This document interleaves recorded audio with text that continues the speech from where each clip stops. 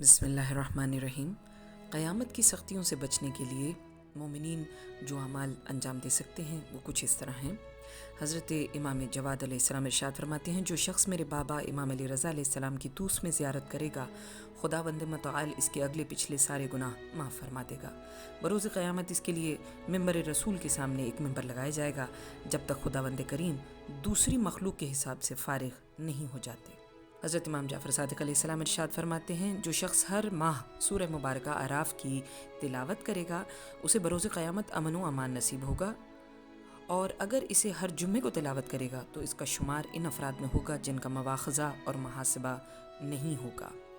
حضرت امام محمد باقر علیہ السلام نے فرمایا، جو شخص بروز جمعہ سورہ مبارکہ ہود کی تلاوت کرے گا وہ بروز قیامت انبیاء کے ساتھ محشور ہوگا، اس کی خطاؤں سے چشم پوشی کی جائے گی۔ امام جعفر صادق علیہ السلام ارشاد فرماتے ہیں، جو شخص سورہ مبارکہ رات کی زیادہ تلاوت کرے اس شرط کے ساتھ کہ مومن ہو، وہ بغیر حساب جنت میں داخل ہوگا، وہ اپنے تمام گھر والوں اور بہن بھائیوں کی شفاعت کر سکے گا۔ امام جعفر صادق علیہ السلام ارشاد فرماتے ہیں، جو شخص ہر شب جمعہ سورہ کہف کی تلاوت کرے گا اسے شہید کی موت نصیب ہوگی، خداوند کریم اسے شہداء کے ساتھ محشور کر دیں گے، وہ میدان محشر میں شہداء کے ہمراہ کھڑا ہوگا۔ امام جعفر صادق علیہ السلام مزید ارشاد فرماتے ہیں، جو شخص سورہ مبارکہ احزاب کی تلاوت کرے گا اسے بروز قیامت رسول اکرم اور ان کے اہل بیت کے پڑوس میں جگہ عطا کی جائے گی۔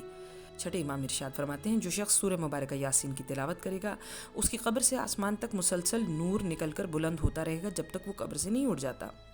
اور جب وہ قبر سے اٹھے گا تو خدا کے ملائکہ کے ساتھ چل پڑے گا اور ان سے ہم کلام ہوگا، وہ خوشی سے مسکرا رہا ہوگا، اسے بہشت کا مژدہ سنایا جائے گا، اسی طرح وہ مواقف اور صراط سے گزرتا چلا جائے گا، وہ اعمال جو انسان کے روز حساب میں آسانی کریں گے۔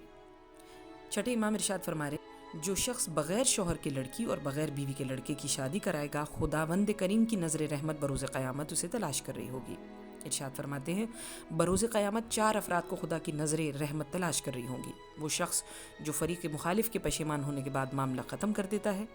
کسی غلام کو آزاد کر دیتا ہے، پھر کسی بن بیاہی کی شادی کر دیتا ہے، یا وہ شخص جو ماہ رمضان میں اور رجب کے روزے رکھتا ہے، نماز قائم کرتا ہے اور زکوٰۃ ادا کرتا ہے۔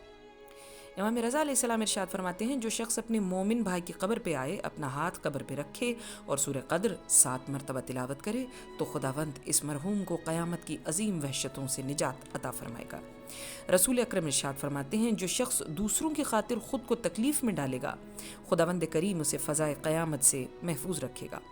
رسول اکرم ارشاد فرماتے ہیں، اگر کسی شخص کو گھٹیا عمل یا شہوت کی پیشکش کی جائے اور وہ شخص خوف خدا کی وجہ سے اجتناب کرے تو خدا اس پر جہنم کی آگ حرام کر دے گا اور قیامت کی عظیم ہولناکیوں سے اس کے دل کو محفوظ رکھے گا۔ امام زین العابدین علیہ السلام ارشاد فرماتے ہیں، اگر کوئی اپنے مومن بھائی کو سواری پر سوار کرے، خداوند کریم بروز قیامت مواقف تک اسے جنتی ناقے پر سوار کر کے لے جائیں گے، اس طرح کہ وہ ملائکہ کے درمیان بھی فخر و مباحات کرے گا۔ پیغمبر اکرم ارشاد فرما رہے ہیں، بروز قیامت حسن خلق کی برابری کوئی عمل نہیں کر سکتا، ترازو کے پلڑے میں اس کے برابر کوئی عمل نہیں ہوگا۔ پیغمبری ارشاد فرما رہے ہیں کہ آپ میں سے جو شخص دعائے قنوت کو طول دے گا، آخرت میں اس کو راحت و سکون میں بھی طوالت آ جائے گی۔ ایک جگہ ارشاد فرماتے ہیں، جو شخص منہ اندھیرے مسجد جاتا ہے، بروز قیامت نور سامنے آ کر اسے بشارت دے گا۔ حضرت امام محمد باقر علیہ السلام ارشاد فرماتے ہیں، خداوند کریم بروز قیامت ایک قوم کو عرش کے زیر سایہ ٹھہرائے گا جن کے لباس اور چہرے نورانی ہوں گے، وہ نورانی کرسیوں پر بیٹھے ہوں گے، یہ وہ لوگ ہوں گے جو مومنین کے ساتھ نرم برتاؤ کرتے ہیں، مقروض کو مہلت دیا کرتے ہیں تاکہ ان کا ہاتھ ذرا وسعت حاصل کر لے۔